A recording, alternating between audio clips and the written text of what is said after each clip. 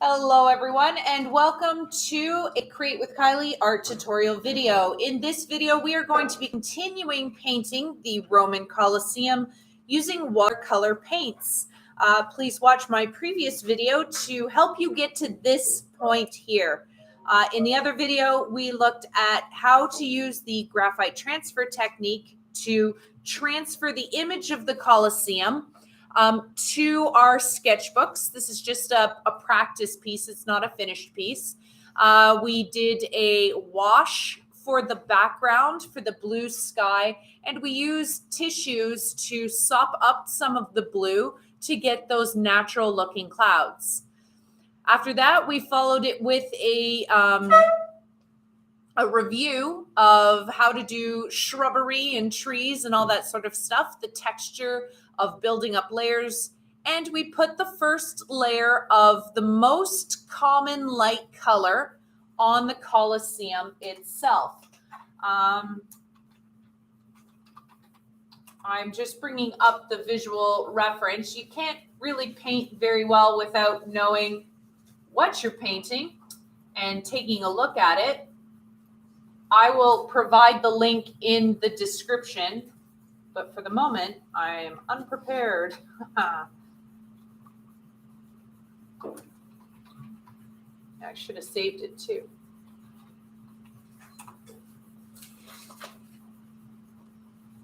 Do you guys all have it in my classroom, my real life kids? Yes? You were much cleverer to have saved the image. There it is.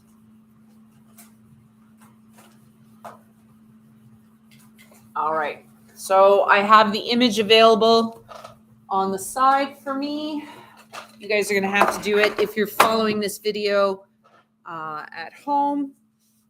I have not edited this, so I don't have a superimposed image either, so apologies. Don't have the same kind of time to finely tune edit these videos. If you ever get into video editing, I swear it takes more time to edit the finished video than it does to make the art itself. It takes forever. Put in those animations and things like that. I love to make the videos, just no time. However, that's my problem, not your problem. So we're looking at the Colosseum. We've got the first layer down of what the color is going to be. We use like a dirty ochre, really washed out. We made sure that we have good artistic practices, good habits, good creative practice of testing out your colors on the adjacent page before applying it onto the good stuff. There we go. So let's start building up the Colosseum's colors. I think I'm going to look at that bit more of a darker orangey area, what I see over here and somewhere on these parts too, and over here.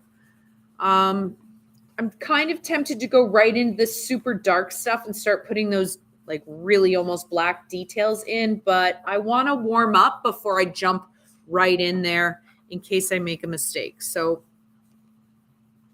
there we go. Let's wake up the ochre. If you don't have ochre on your palettes, that is yellow, a little bit of red, and a touch of blue to calm it all down. There we go.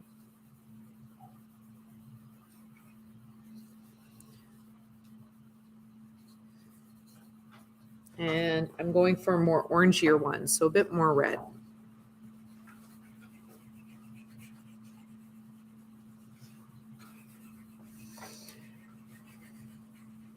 There we go. I can use that places.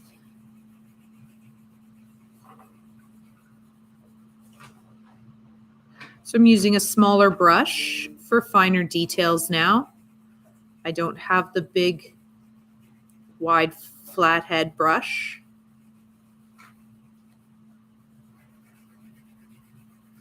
And I'm not pre-wetting any of the spots that I'm going to be working in because I want to use the direct painting artistic technique. where I just make it and I directly paint into the appropriate areas. Remember, you can mix a color that's fairly saturated, but if you use more water, it will fade it out nicely. You can do these fades without having to mix a whole bunch of colors.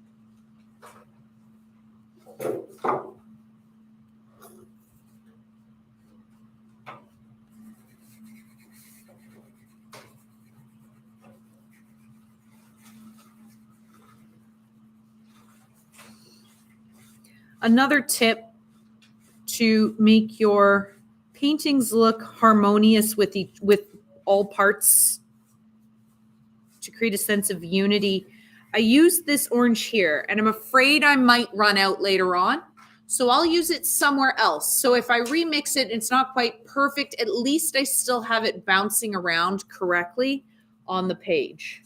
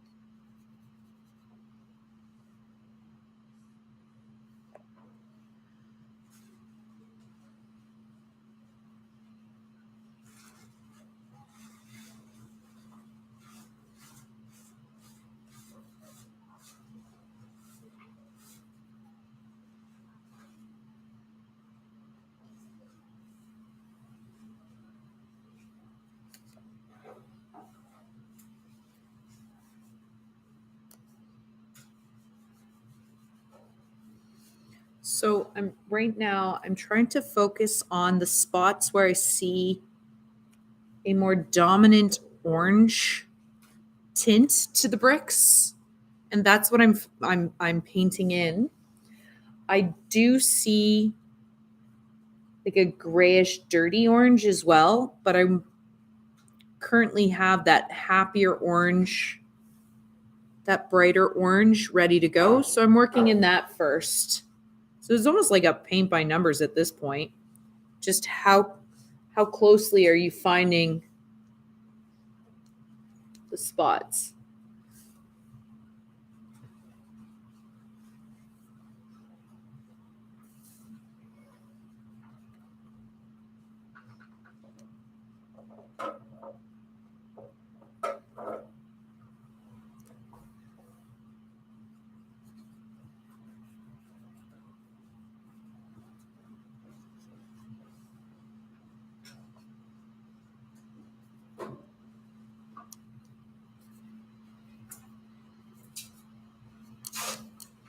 If things get too orange, use the complementary color to orange on the color wheel, which is blue. And that will tone your orange down and make it a much more natural tone.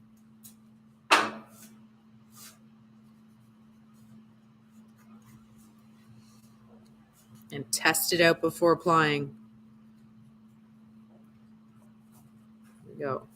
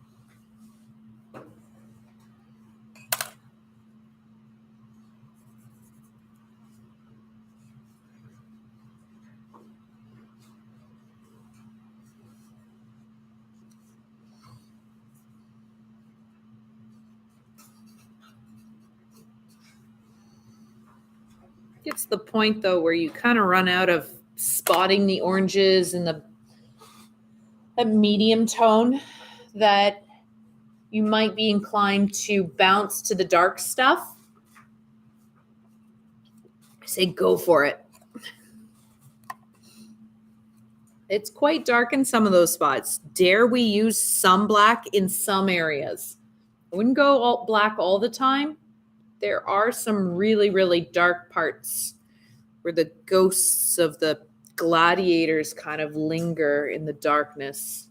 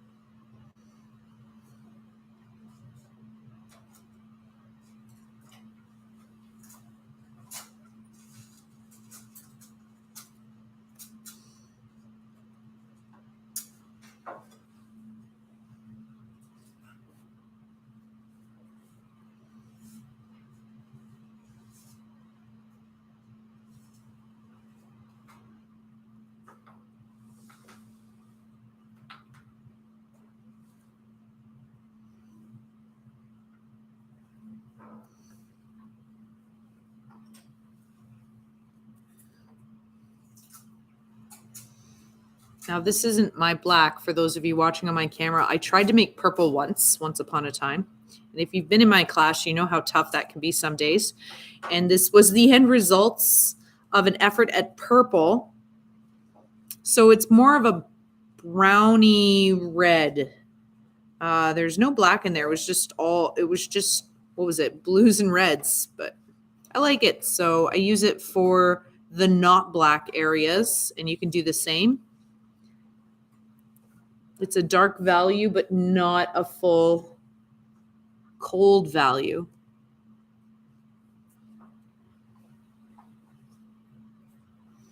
And the lovely thing about watercolor paints is that it can dry up, and then you just add a little bit more water, it comes right back to life.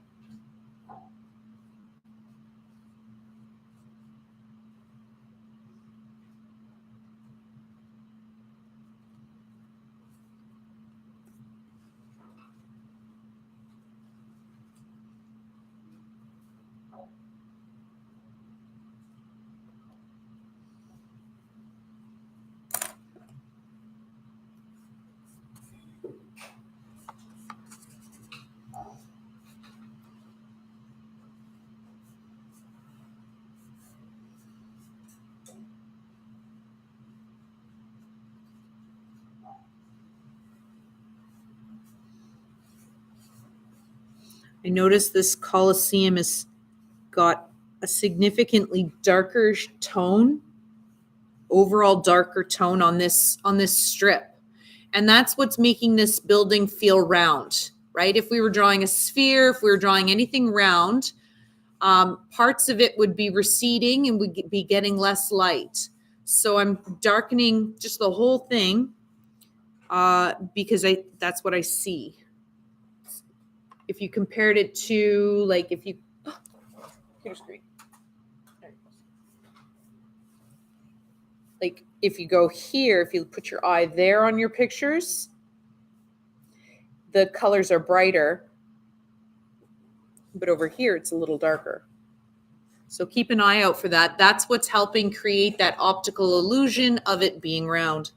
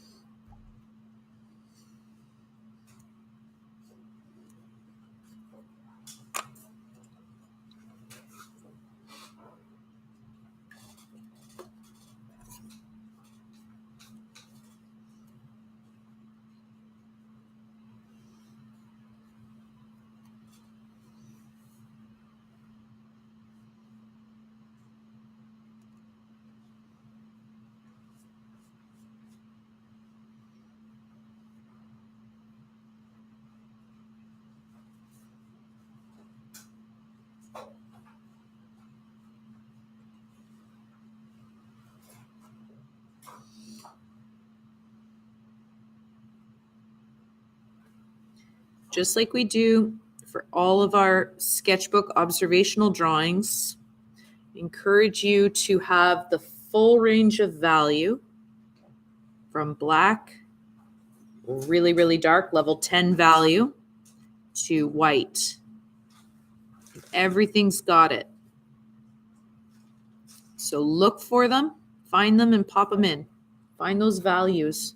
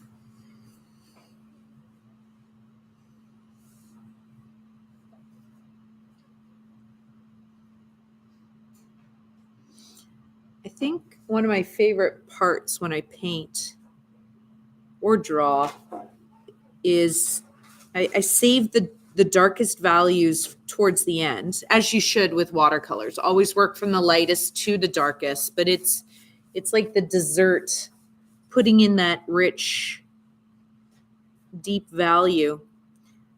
And it does that magic of pushing things forward, pulling things back. And you get the greatest changes, the greatest effect when you put that in.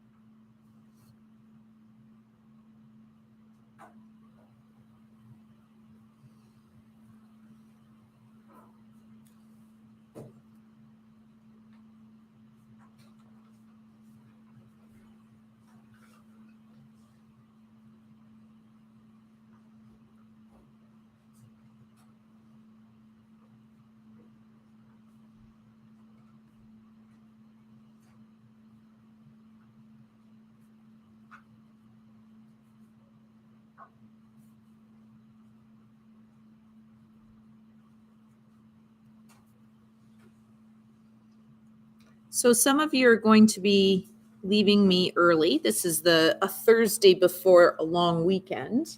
that this is being filmed right now. On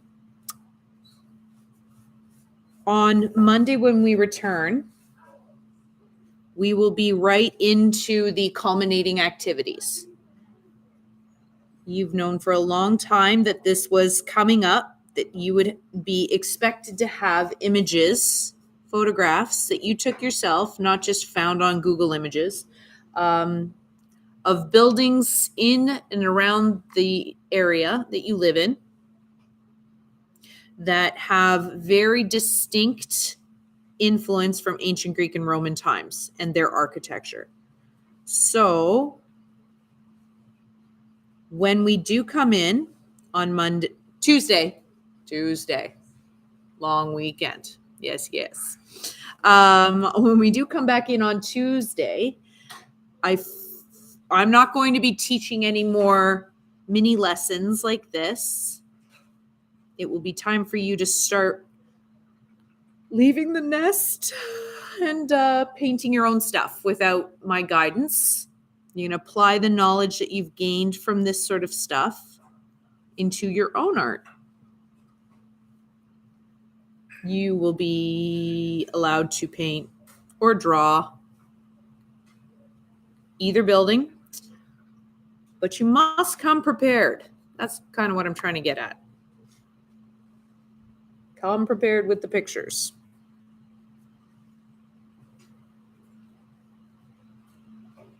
Please and thank you. When you take those pictures, take a selfie so that I know for sure, without a doubt, there's no arguing, no questioning, that you took those pictures and that you get credit for the original photograph and that you didn't just find it on Google Images.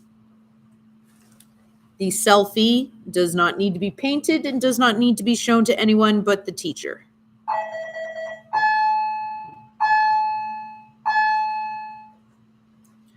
Is that the end of class or halfway? Because we're on a new schedule today. Is it? Wait. 12. I have it here. Hold on. It's just second lunch. We have 20 more minutes. Class ends at 12:50. And then you have lunch till 1:35. Then your period 4 class is from 1:38 to 2:38. So 12:50.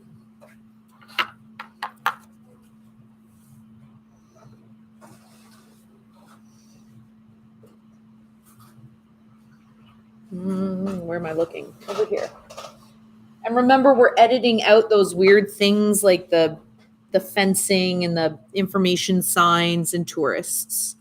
So just, you got to use your imagination to change the image to make it your own. But that's a good thing.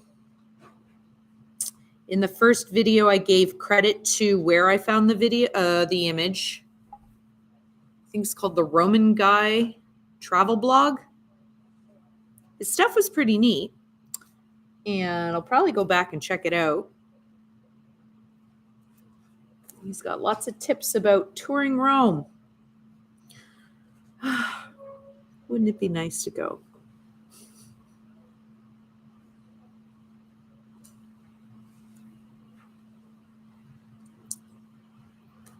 When you're painting these little columns and capitals and things, if you recall from the art history, the bottom floor, the first floor on the ground, has Doric columns, those planar ones.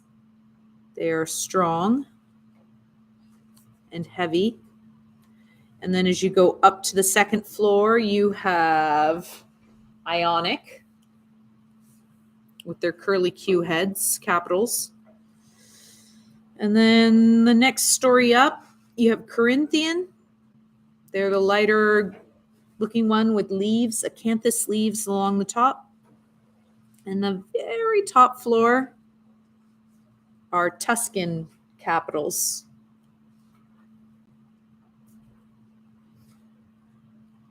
The lightest of all the orders.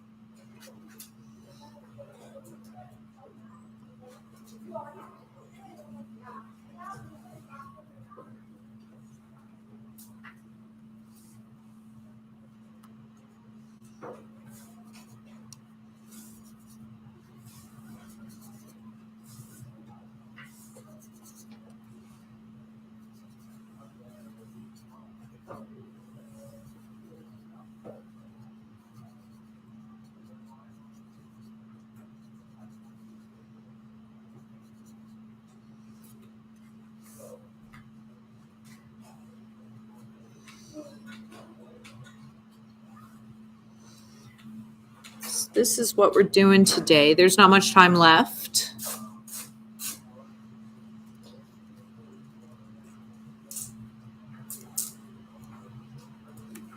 Some people have lost their way.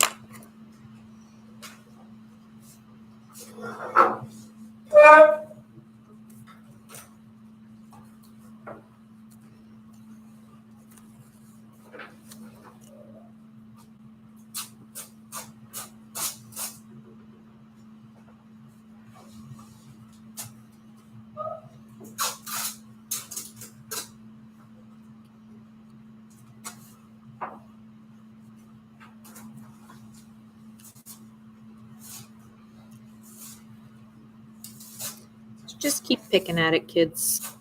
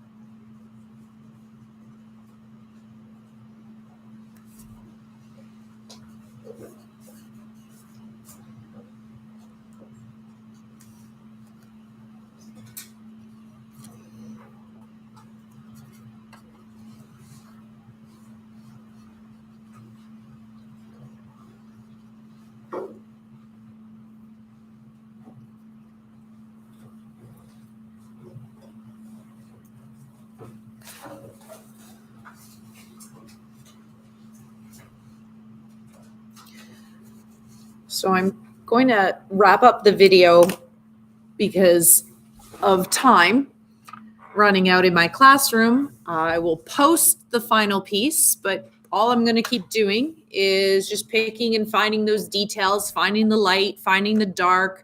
And it all depends on how patient you are with this painting to see how far you'll pick away at those small details, because that's all it is right now. You got the main chunk done.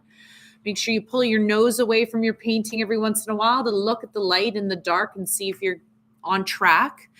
And I hope this video helped you complete a watercolor painting of the Roman Colosseum. Thank you very much for watching. And remember, my friends, stay awesome and be creative. Until next time.